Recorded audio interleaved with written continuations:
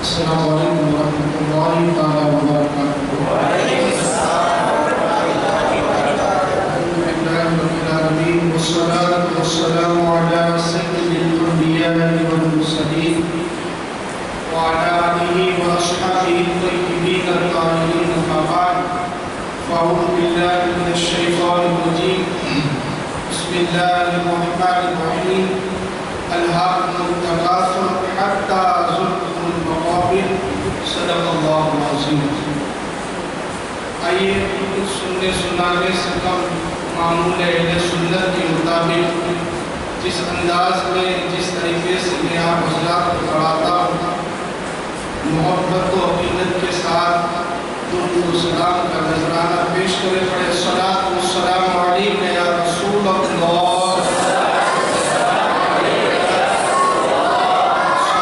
السلام علیک یا حبیب اللہ، الصلاۃ والسلام علیک یا نور اللہ، صلی اللہ تعالی علیہ وسلم۔ جس آیت کریمہ کی تلاوت کرنے کا شرف حاصل کیا، مولا عز و جل اپنے پیارے محبوب صلی اللہ علیہ وسلم کے صدقے میں مجھے حق کہنے آپ تمامی حضرات کو حق سننے کی توفیق عطا فرمائے۔ اعلیٰ حضرت امام عشق محبت کیا ہی خوب فرماتے ہیں، سونا جنگل رات اندھیری، چھائی بدری کالی ہے، سونے والوں جاگتے رہیو چوروں کی رکھوالی ہے۔ اور آگے ارشاد فرماتے ہیں، آنکھ سے کاجل صاف چرا لے یا وہ چور بنا کے ہے، آنکھ سے کاجل صاف چرا لے یا وہ چور بنا کے ہے، تیری گٹھڑی تاکی ہے اور تو نے نیند نکالی ہے۔ اور اسی میں آگے ارشاد فرماتے ہیں کہ شہد دکھائے زہر ملائے، شہد دکھائے زہر ملائے، قاتل ڈائل شوہر کش، اس مردار پہ کیا للچایا، دنیا دیکھی والی ہے۔ میرے پیارے آقا علیہ السلام کے پیارے دیوانوں، بعض الفاظ ایسے ہوتے ہیں جس کو قرآن مقدس نے دو متضاد معنوں میں بیان کیا ہوتا ہے۔ قرآن مقدس کے اندر ایسا ایک لفظ ہے جس کو حرص کہتے ہیں، طمع کہتے ہیں، اور اردو میں جس کو لالچ کہا جاتا ہے۔ اور یہ لفظ جو ہے وہ خیر کے معنی میں بھی قرآن مقدس میں اللہ رب العزت نے بیان فرمایا۔ لالچ کئی قسم کے ہوتے ہیں۔ ایک لالچ جو ہوتا ہے وہ بڑا اچھا ہوتا ہے، جو دین کا لالچ ہوتا ہے، جو اشاعت دین کا لالچ ہوتا ہے، جو نیکیوں کا لالچ ہوتا ہے، جو قرآن مقدس کی تلاوت کرنے میں جو لالچ کیا جاتا ہے، ان لالچ کو قرآن و حدیث کے اندر اس کی حوصلہ افزائی فرمائی ہے اور اس کو سراہا ہے۔ آپ دیکھیں آقا علیہ السلام کے حوالے سے قرآن مقدس میں ایک آیت ہے، حریص علیکم بالمؤمنین رؤوف الرحیم، کہ مسلمانوں کے لیے بھلائی میں جلدی کرتے ہیں۔ تو لالچ جو ہے وہ اچھا بھی ہوتا ہے اور لالچ برا بھی ہوتا ہے۔ نیکیوں کا لالچ بڑا اچھا لالچ ہے، عبادتوں کا لالچ بڑا اچھا لالچ ہے۔ اور اگر انسان یہ کوشش کرے کہ میں زیادہ سے زیادہ نیکیاں کر لوں، زیادہ سے زیادہ عبادت و ریاضت کر لوں، زیادہ سے زیادہ میں قرآن مقدس کی تلاوت کر لوں، لوگوں سے زیادہ میں اپنی عبادتوں کو بڑھا دوں، تو اس لالچ کو قرآن و حدیث نے جو ہے اس کو سراہا ہے اور اس لالچ کو پسند فرمایا گیا ہے۔ میرے پیارے آقا علیہ السلام کے پیارے دیوانوں، یہ لالچ بھی بڑا اچھا ہے کہ جگہ جگہ دین کی دعوت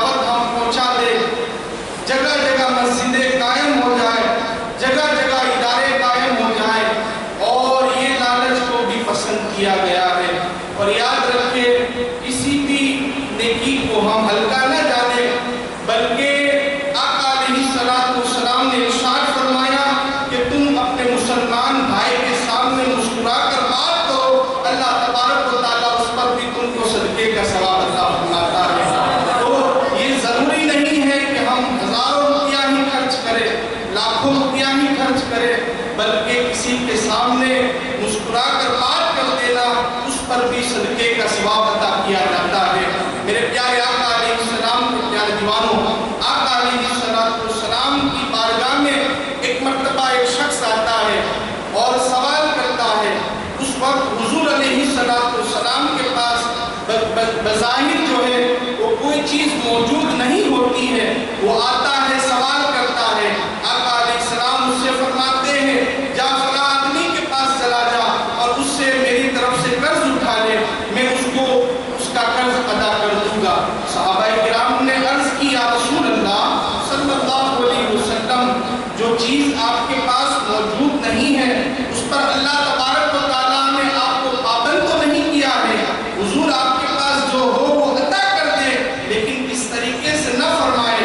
تو اس صحابی رسول کی بات کو حضور نے پسند نہیں فرمایا اور ایک دوسرے صحابی کھڑے ہوئے کہنے لگے یا رسول اللہ صلی اللہ علیہ وسلم، آپ دیتے رہے اللہ آپ کو دیتا رہے گا، آپ بانٹتے رہے اللہ آپ کو دیتا رہے گا۔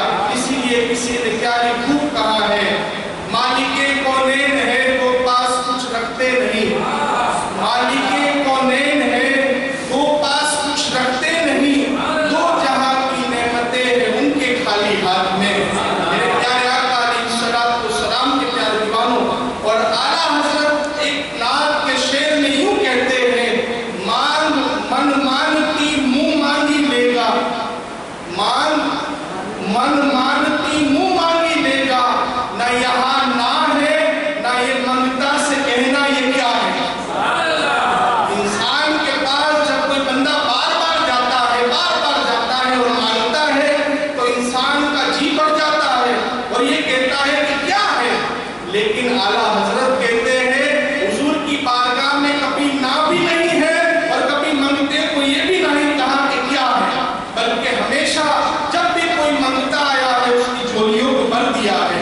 اسی لیے اعلیٰ حضرت کہتے ہیں واہ کیا جود و کرم ہے شہ بدہا تیرا، نہیں سنتا ہی نہیں مانگنے والا تیرا۔ اور یہ لوگ کہتے ہیں کہ حضور سے نہیں مانگنا چاہیے، حضور نہیں دیتے معاذ اللہ، اس طریقے کی بات کرتے ہیں۔ اس کا جواب بھی اعلیٰ حضرت نے دیا ہے، کہتے ہیں حاکم حکیم داد و دوا دے، حاکم حکیم داد و دوا دے یہ کچھ نہ دے۔ اعلیٰ حضرت کتنی پیاری بات کہتے ہیں، حاکم حکیم داد و دوا دے یہ کچھ نہ دے، مردار یہ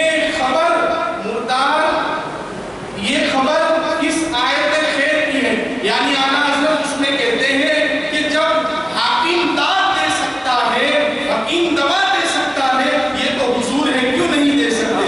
میرے پیارے آقا علیہ السلام کے پیارے دیوانوں، حضرت مولا کائنات فرماتے ہیں کہ آقا علیہ السلام کی بارگاہ میں جب بھی کوئی مانگنے والا آتا تو حضور علیہ السلام کو اگر دینا مقصود ہوتا تو حضور دے دیتے، اور کبھی دینا مقصود نہ ہوتا تو خاموش ہو جاتے۔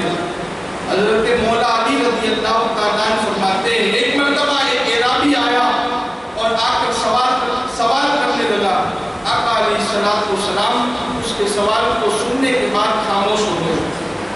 پھر دوسری مرتبہ اس نے سوال کیا، پھر آقا خاموش ہو گئے۔ پھر تیسری مرتبہ اس نے سوال کیا تو آقا علیہ السلام کی رحمت کو جوش آ گیا۔ پھر آپ نے فرمایا مانگ کیا مانگتا ہے۔ صحابہ کرام جو بیٹھے تھے وہ سوچنے لگے کہ یہ شخص تو اب بہت بڑی چیز مانگے گا، یہ جنت مانگ لے گا، یہ جنت کا سوال کر لے گا، لیکن وہ اعرابی کہنے لگا کہ مجھے چند اونٹ چاہیے۔ صحابہ کرام کو بڑی حسرت ہوئی کہ حضور نے کہا مانگ اور اس نے اونٹ مانگا۔ پھر وہ چلا گیا، جب حضور علیہ السلام نے اس کو اونٹ عطا کر دیے اور جب چلا گیا تو حضور علیہ السلام نے صحابہ کرام سے فرمایا اس اعرابی کے سوال سے تو بنی اسرائیل کی اس بڑھیا کا سوال اچھا تھا۔ صحابہ کرام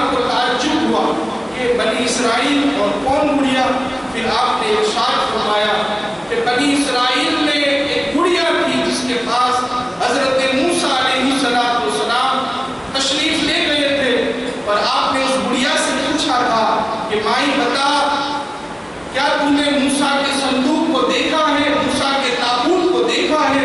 وہ گڑیا کہنے لگی ہاں دیکھا ہے، لیکن ایسے نہیں بتاؤ کہ میری دو شرط ہے جس کو تم کو پورا کرنا ہوگا۔ حضرت موسیٰ علیہ السلام نے کہا کیا شرط ہے؟ کہا ایک تو یہ کہ میں بوڑھی ہو چکی ہوں، مجھے میری جوانی لوٹا دو۔ کہا دوسری شرط کیا ہے؟ کہا کہ جنت میں تمہارے پڑوس میں مجھے گھر عطا کر دو۔ حضرت موسیٰ علیہ السلام نے کہا مائی جوانی چاہیے، جوانی لے لے، لیکن یہ جنت کے پڑوس کا رہنے دے۔ اتنے میں رب کی طرف سے ندا آتی ہے، اے موسیٰ مانگ رہی ہے تو عطا کر دے اسے۔ موسیٰ علیہ السلام اپنی قوم کی ایک گڑیا کو جوانی بھی دے سکتے ہیں اور اس کو جنت کے پڑوس بھی عطا کر سکتے ہیں۔ یہ تو انبیاء کرام کے سردار ہیں، یہ کیا کچھ نہیں دے سکتے؟ آقا علیہ السلام ایک مرتبہ تشریف فرما تھے، ایک نوجوان تیزی کے ساتھ حضور کے آگے سے گزرا۔ حضرت ابو درداء رضی اللہ تعالیٰ عنہ وہاں پر موجود تھے، کہنے لگے کہ کتنا چست آدمی تھا، اس کے اندر کتنی چستی تھی، اگر یہی چستی دین کے لیے ہوتی تو کتنا اچھا ہوتا۔ آقا علیہ السلام نے ان کی بات کو سن کر ارشاد فرمایا کہ اگر یہ اپنے حیوانات کے پیٹ بھرنے کے لیے، روزی کمانے کے لیے جا رہا ہے تو یہ اللہ کے راستے میں ہے، اور اگر یہ لوگوں کو دکھانے کے لیے، مال و دولت کو جمع کرنے کے لیے، روزی کمانے کے لیے جا رہا ہے تو یہ شیطان کے راستے میں ہے۔ آج کے معاشرے میں دیکھا جائے الا ماشاءاللہ لوگ تجارت ہی اس لیے کرتے ہیں تاکہ مال و دولت جمع ہو جائے، لوگوں میں فخر حاصل کرے، لوگ مالدار کہیں، اور اسی فکر کے ساتھ، اسی لالچ کے ساتھ انسان حلال و حرام کی تمیز کو بھول جاتا ہے اور شریعت کے حدود کو پھلانگ جاتا ہے، اور اسے حلال و حرام کی تمیز بھی نہیں رہتی، اور یہ انسانی خواہشات کا وہ سمندر ہے جو کبھی پور نہیں ہوتا، اور یہ وہ نشہ ہے، دولت کا نشہ، دولت جمع کرنے کا نشہ جو کبھی ختم نہیں ہوتا۔ میرے پیارے آقا علیہ السلام کے پیارے دیوانوں، اسی کی مثال قرآن مقدس نے دی۔ اللہ رب العزت ارشاد فرماتا ہے الہاکم التکاثر حتی زرتم المقابر، کہ تم کو مال کی دولت نے، مال کی طلب نے، دولت کی طلب نے اتنا غافل کر دیا کہ حتی زرتم المقابر، کہ تم قبر کے منہ تک پہنچ گئے۔ آپ دیکھیں انسان پوری زندگی دولت حاصل کرتا ہے، دولت کماتا ہے، روزی کماتا ہے، مال جمع کرتا جاتا ہے، اور یہ مال کی لالچ کبھی ختم نہیں ہوتی، یہاں تک کہ انسان مر جاتا ہے اور قبر تک پہنچ جاتا ہے۔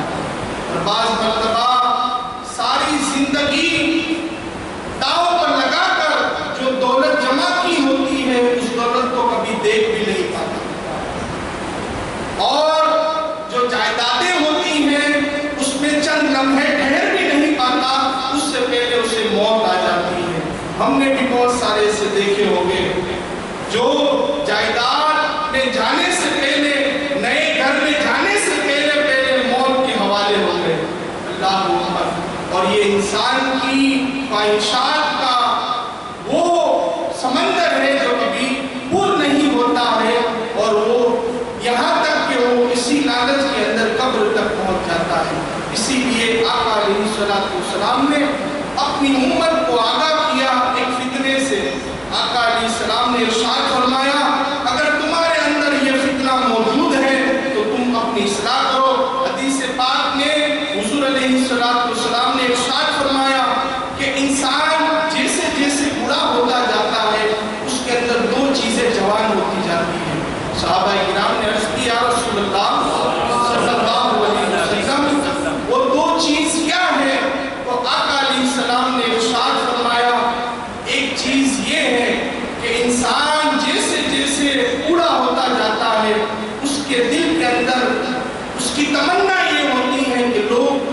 مجھ سے پوچھے، لوگ میری بات مانے، لوگ میں جیسے کہوں ویسا کرے۔ اور دوسری چیز میرے آقا نے ارشاد فرمائی کہ انسان جیسے جیسے بوڑھا ہوتا جاتا ہے اس کے اندر مال کی محبت پیدا ہو جاتی ہے، مال کی لالچ، مال کی طلب بڑھتی چلی جاتی ہے اور یہ کبھی ختم نہیں ہوتی۔ حضرت عیسیٰ علیہ السلام بہت ہی پیاری بات ارشاد فرماتے ہیں کہ تم مال و دولت کو اپنا آقا نہ بنانا ورنہ یہ تمہیں غلام بنا کر تمہیں ذلیل کروا دے گا۔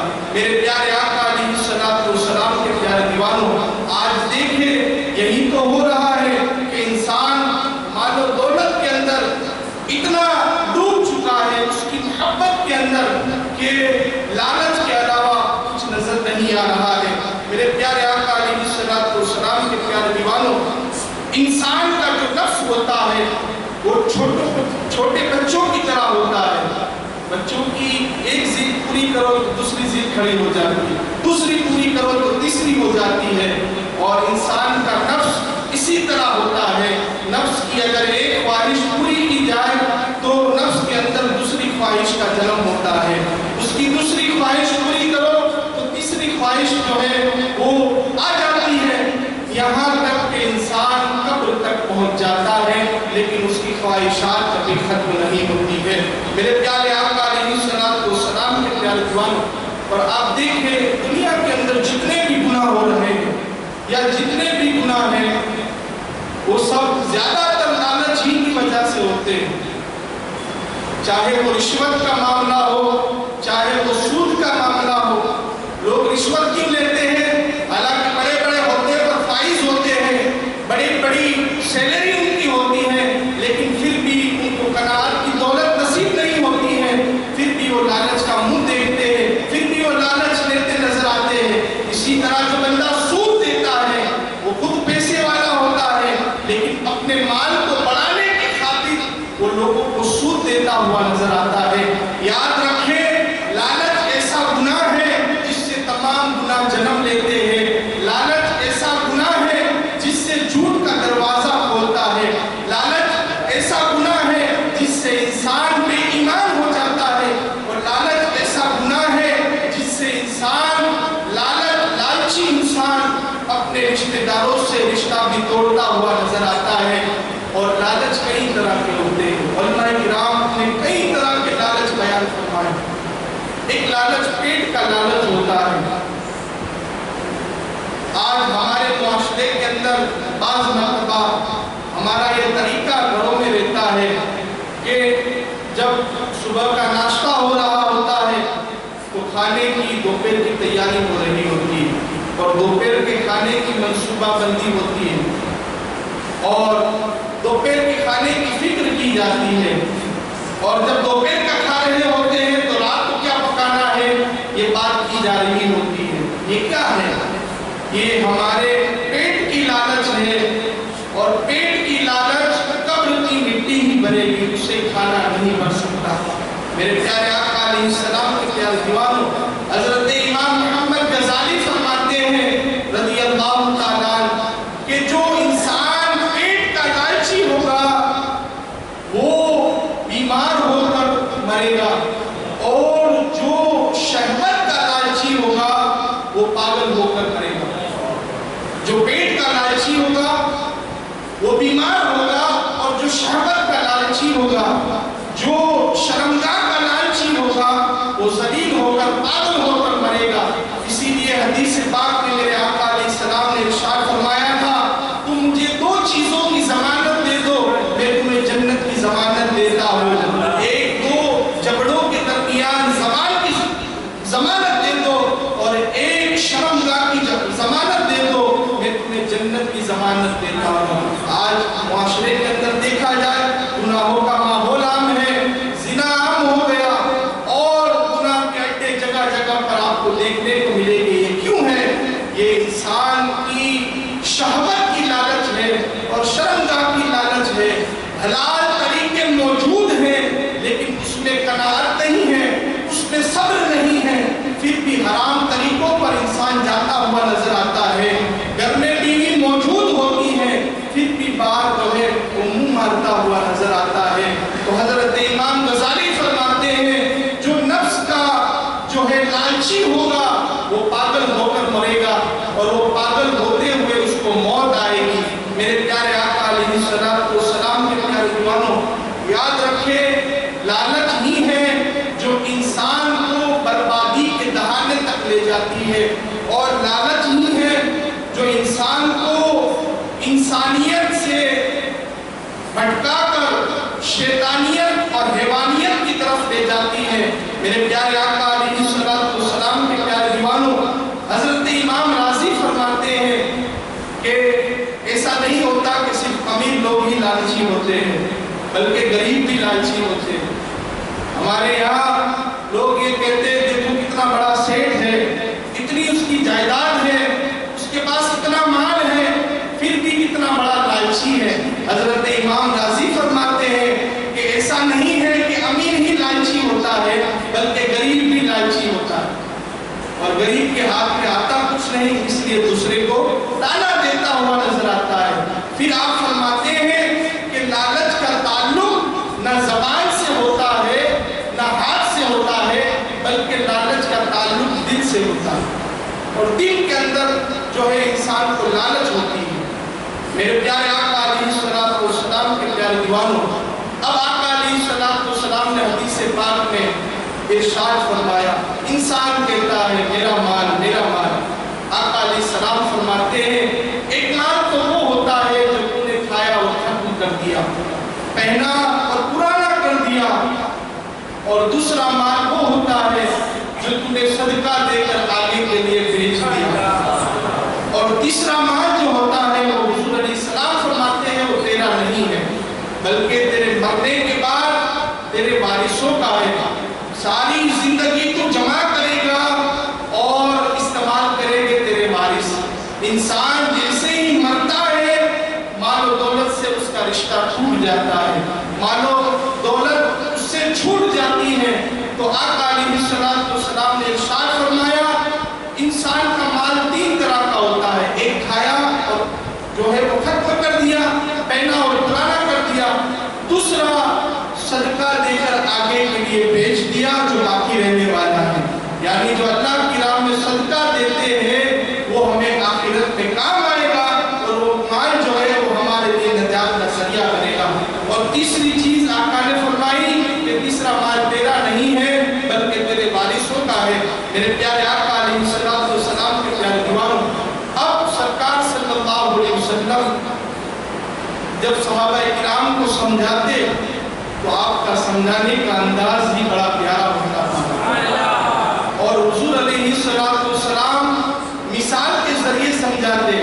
ایک مرتبہ صحابہ کرام کا ہجوم بیٹھا ہوا ہے، آقا علیہ السلام نے ارشاد فرمایا ایک شخص کے تین بھائی تھے، اور حضور علیہ السلام کے سمجھانے کا انداز بھی کتنا پیارا ہوتا تھا، اور حضور علیہ السلام کی یہ خصوصیات رہتی، یہ آقا علیہ السلام کی شان تھی کہ کتنا بھی پڑھا لکھا شخص حضور کی بارگاہ میں آ جاتا تو وہ بھی آپ سے فیض حاصل کرتا، اور جس کو کچھ بھی نہیں آتا وہ بھی حضور علیہ السلام سے برابر فیض حاصل کرتا۔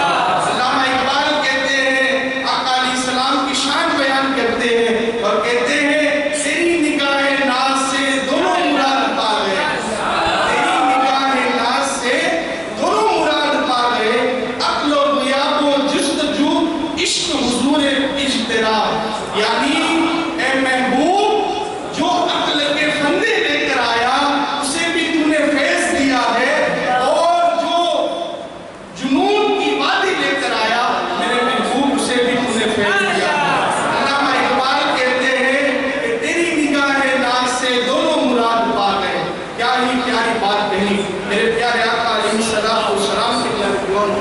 حدیث پاک میں آقا علیہ السلام نے مثال بیان فرمائی، صحابہ کرام سے ارشاد فرمایا ایک شخص تھا جس کے تین بھائی تھے، اور وہ شخص موت کے قریب آ گیا، موت کے قریب پہنچ گیا، سکرات کے عالم میں تھا، اور اس نے اس کے تینوں بھائیوں کو بلایا، اور پہلے والے بھائی سے کہا کہ میں تیرا بھائی ہوں اور میں مرنے کے قریب ہوں، بتا تو میرے ساتھ میرے مرنے کے بعد کیا سلوک کرے گا؟ پہلے والا بھائی کہنے لگا جیسے ہی تو مرے گا تیرا اور میرا رشتہ ختم ہے، تیرا رستہ پھر الگ ہو جائے گا اور میرا رستہ الگ ہو جائے گا۔ آقا علیہ السلام نے فرمایا صحابہ کرام سے کہ اس بھائی کے بارے میں تمہارا کیا خیال ہے؟ تو صحابہ کرام نے عرض کی یا رسول اللہ صلی اللہ علیہ وسلم اس بھائی سے تو کوئی تعلق ہی نہیں رکھنا چاہیے۔ پھر آپ نے ارشاد فرمایا دوسرے والے بھائی سے اس نے کہا کہ دیکھ میں تیرا بھائی ہوں اور تیرا میرا رشتہ خون کا رشتہ ہے، میں مرنے کے قریب ہوں، میں جب مر جاؤں گا تو بتا تو میرے ساتھ کیا سلوک کرے گا؟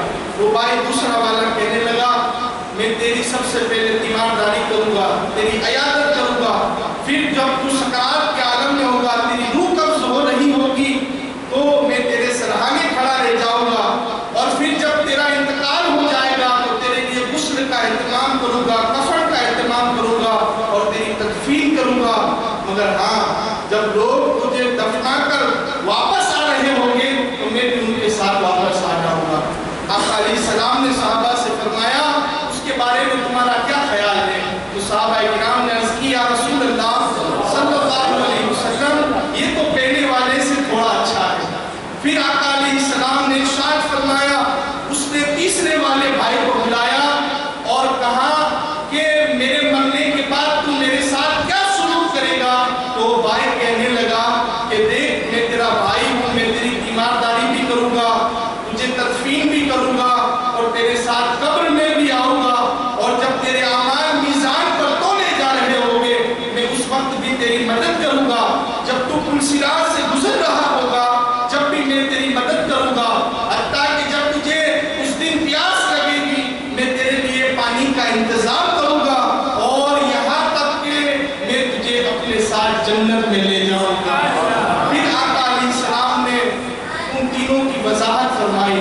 آقا علیہ السلام نے فرمایا جو پہلے والا بھائی تھا جس نے کہا تھا کہ تیرے مرتے ہی تیرا اور میرا رشتہ کٹ ہو جائے گا، تیرا رستہ الگ ہے میرا رشتہ الگ ہے، تو آپ نے ارشاد فرمایا وہ تیرا مال تھا جو تیرے مرنے کے بعد تجھ سے جدا ہو جائے گا اور تیرا اور اس کا کوئی رشتہ نہیں رہے گا۔ پہلے والا جو تھا وہ تیرا مال تھا جو تیرے مرتے ہی جس سے تیرا تعلق ختم ہو جائے گا۔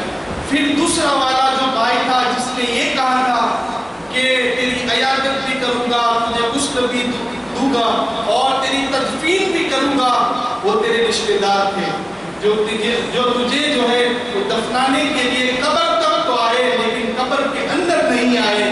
پھر آقا علیہ السلام نے ارشاد فرمایا وہ جو تیسرا بھائی تھا وہ تیرے اچھے اعمال تھے، تیرے ساتھ قبر میں بھی آئیں گے، تیرے ساتھ حشر میں بھی ہوں گے اور تجھے جنت تک لے جائیں گے۔ تو اچھے اعمال جو ہے وہ انسان کو جنت تک لے جاتے ہیں، انسان کو ہمیشہ کام آئیں گے۔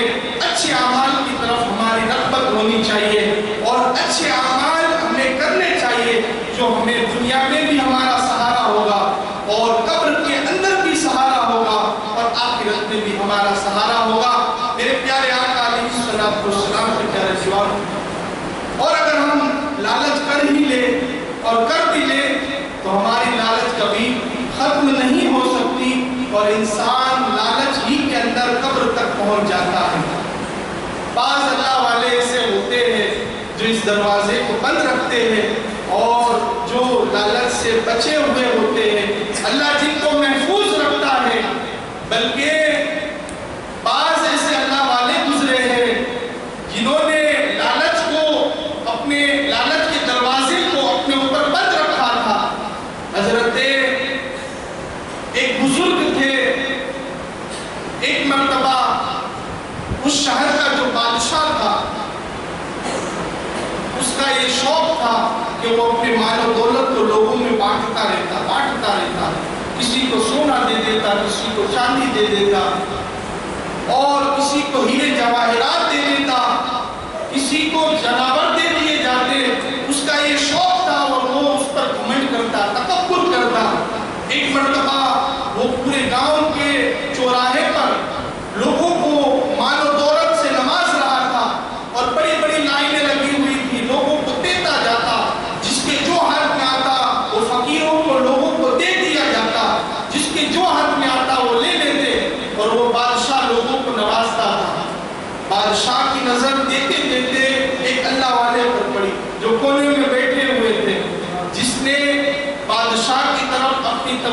نہیں کی۔ بادشاہ نے جب دیکھا کہ فلاں آدمی وہاں پر کونے میں بیٹھا ہے اور میرے سامنے نہیں دیکھتا ہے، حالانکہ میں مال و دولت سے لوگوں کو نوازتا ہوں، لوگوں کو دے رہا ہوں، پھر بھی یہ شخص جو ہے وہ کونے میں بیٹھا ہے اور میری طرف دیکھ بھی نہیں رہا ہے۔ بادشاہ قریب گیا، کہا کہ بابا تمہیں بھی کچھ چاہیے؟ تو بابا کہنے لگے چاہیے تو بہت کچھ مگر تم سے نہیں چاہیے، یعنی مجھے بہت سارا چاہیے مگر تم سے نہیں چاہیے۔ تو بادشاہ غصے میں آ گیا، گھمنڈ میں آ گیا، تکبر کرنے لگا اور کہنے لگا کہ مانگ کیا مانگتا ہے؟ تو فقیر بھی اللہ والے تھے اور بادشاہ کو اپنے مال و دولت پر غرور تھا، اپنے مال و دولت پر فخر تھا۔ اس نے کہا مانگو، کیا مانگتے ہو؟ اس فقیر نے، اس اللہ والے نے ایک اپنا کاسا نکالا، ایک کٹورا نکالا اور کہا دیکھ کیا لیتا ہے۔ بادشاہ نے حکم دیا کہ اس کی جھولی کو بھر دیا جائے۔ بادشاہ کے سپاہی آئے، مٹھی بھر اشرفیہ لے کر اس میں ڈال دی۔ اس کاسے میں اشرفیوں کی آواز پائی مگر اشرفیہ کہاں گئی یہ دکھائی نہیں۔ بادشاہ نے کہا اور دو۔ سپاہیوں نے اس کاشے کے اندر مٹھی بھر نہیں بلکہ ہاتھ بھر کر اشرفیہ ڈالی۔ اشرفیوں کی آواز پائی مگر دکھائی نہیں دی، کہاں چلی گئی۔ بادشاہ اور غصے میں آ گیا اور کہنے لگا جتنا مال و دولت ہے سب یہاں اکٹھا کر دو اور اس کے کاسے میں ڈال دو، حتیٰ کہ ایک بوری ڈال دی، دو بوری ڈال دی، کئی بوریوں کو ڈال دیا۔ پھر سپاہی بھی کہنے لگے حضور اب تو ہماری دولت جو ہے وہ ختم ہونے کے دہانے پر ہے، ہمارا مال جو ہے وہ ختم ہونے کے قریب ہے، اب بھی اگر ہم ڈالتے جائیں گے تو ہمارا محل جو ہے، ہمارے محل سے خزانہ خالی ہو جائے گا۔ پھر وہ بادشاہ اس اللہ والے کے قدموں میں گر جاتا ہے اور کہتا ہے کہ مجھے معاف کر دے لیکن مجھے یہ بتائے کہ یہ کاسا ہے کیا، یہ کاسا کس کنویں کا نام ہے جس میں مال جاتا ہے اور دکھائی نہیں دیتا؟ تو اس اللہ والے نے بڑا ہی پیارا جواب دیا، کہنے لگے کہ یہ انسانی خواہشات کا کنواں ہے جو کبھی بھر نہیں سکتا۔ کتنی بہترین بات کی کہ یہ انسانی خواہشات کا، انسان کی خواہشوں کا کنواں ہے جو کبھی بھر نہیں سکتا۔ تو مال و دولت کی لالچ کبھی ختم نہیں ہو سکتی اور اللہ جس کو توفیق دیتا ہے قناعت کی، اس کے سوا لالچ ایسی بلا ہے جس سے بچنا بہت مشکل ہوتا ہے۔ یاد رکھیں لالچ یہ وہ بلا ہے جو رشتہ داروں کی رشتہ داریوں کو ختم کر دیتی ہے۔ سگا بھائی سگے بھائی کا نہیں رہتا ہے، بیٹا باپ کا نہیں رہتا ہے، ماں بیٹے کا نہیں رہتا ہے، اور اسی طرح انسان جب لالچ میں مبتلا ہو جاتا ہے تو اسے کچھ ہوش و حواس نہیں رہتا بلکہ وہ دنیا کے سارے رشتے کو توڑتا ہوا نظر آتا ہے۔ حضرت امام فخر الدین رازی فرماتے ہیں، آخری بات ہے، آپ فرماتے ہیں کہ میرے زمانے میں ایک مالدار تھا جس نے ایک ناگن خریدی جو سونے کا انڈا دیتی تھی، روزانہ سونے کا انڈا دیتی تھی۔ وہ مالدار جب اپنے گھر میں اس ناگن کو لایا، اور ناگن کا کام ہوتا ہے ڈسنا، تو بیوی نے کہا کہ یہ ناگن ہے اسے کیوں لائے، یہ ڈسے گی، یہ ڈس جائے گی۔ تو شوہر نے کہا کہ کچھ نہیں ہوگا، ارے یہ سونے کے انڈے دیتی ہے۔ شوہر نہیں مانا، وہ شخص نہیں مانا۔ گھر میں وہ ناگن جو ہے روزانہ سونے کا ایک انڈا دیتی تھی۔ ایک مرتبہ ایسا ہوا، گھر میں بکری موجود تھی، بکری کو اس ناگن نے ڈس لیا، بکری مر گئی۔ بیوی نے کہا دیکھو میں کہہ رہی ہوں ابھی بھی اس کو چھوڑ دو، اس کو مار ڈالو، یہ ڈس گئی اور بکری کو ختم کر دی، بکری مر گئی۔ کہا بکری کتنے کی ہے؟ کہا اتنے دینار کی۔ کہا سونے کا انڈا کتنے کا ہے؟ کہا اتنا دینار کا۔ کہا چھوڑ دو بکری، ہم نہیں لے لیں گے۔ پھر چند دن گزرے تھے کہ گھر میں ایک نوکر تھا جو گھاس دینے کے لیے جا رہا تھا، تو ناگن وہیں بیٹھی تھی، اور جیسے ہی اس نے گھاس کا بورا نوکر کو ڈس لیا اور نوکر کا انتقال ہو گیا، نوکر دنیا سے چلا گیا۔ بیوی نے کہا اب بھی سنبھل جاؤ، اب بھی وقت ہے، اس کو چھوڑ دو، اس کو جانے دو، یہ ڈستی ہے اور یہ ختم کر دے گی ہم سب کو۔ پھر اس کے شوہر نے کہا چھوڑو، ہم نئے نوکر کو لے آئیں گے، نئے ملازم کو لے آئیں گے، ہم یہ مر گیا تو کیا ہوا، ہم دوسرے کو لے آئیں گے۔ کہا پھر چند دن گزرے تھے کہ ایک مرتبہ کمرے سے رونے کی آواز آئی۔ کہا کہ اے فلاں شخص کہاں گیا تو، لے جا تیرے سونے کے انڈے، یہ دیکھ میرے بیٹے کو ناگن نے ڈس لیا ہے اور میرا بیٹا انتقال کر گیا ہے۔ اللہ اکبر۔ شوہر نے جب دیکھا اس کا ایک بیٹا تھا، اور جب اس نے دیکھا کہ ناگن نے اس کے بیٹے کو ڈس لیا ہے اور اس کا بیٹا دنیا سے انتقال کر گیا، دنیا سے کوچ کر گیا، تو اس کو بڑا افسوس ہوا، اور وہ افسوس کے ساتھ اپنے بیٹے کی تدفین کی اس نے، اور پھر پاگل پھرنے لگا اور لوگوں سے یہ کہتا پھرتا کہ دیکھو کبھی مال کی لالچ میں مت جانا، میرے پاس سونے کے انڈے تو ہے لیکن میرے پاس میرا بیٹا نہیں رہا، میرے پاس مال و دولت کے انبار تو ہے لیکن میرے پاس میری بیوی نہ رہی، میرے پاس میرا بیٹا نہ رہا، میرے پاس میرے جنابر نہ رہے۔ آج ہمارے ساتھ بھی یہی ہوتا ہے، ہم مال و دولت کو ترجیح دیتے ہیں اور رشتہ داری کو توڑ دیتے ہیں، ہم مال و دولت کو ترجیح دیتے ہیں اور بھائیوں کے حقوق کو توڑ دیتے ہیں۔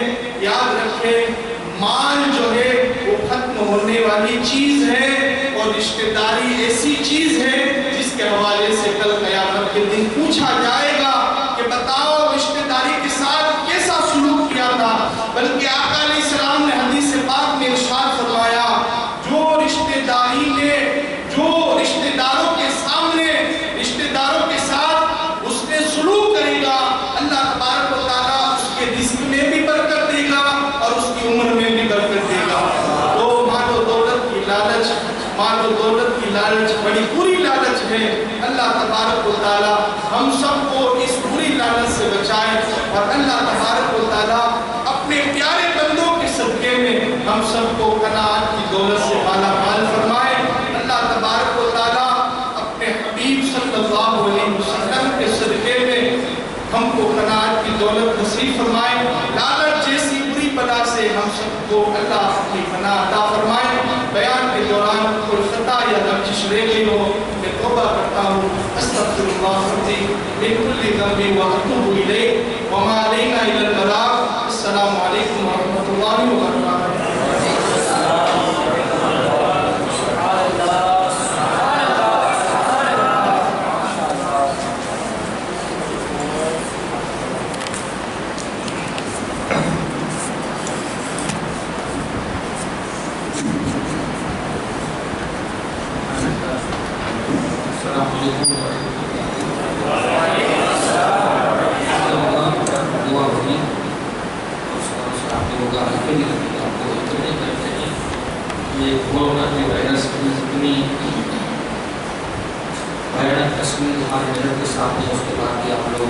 چلے جاتے ہیں مجھے تعجب ہوتا ہے۔ ایک اچھا کلام آپ نے بہت بہترین سنا کہ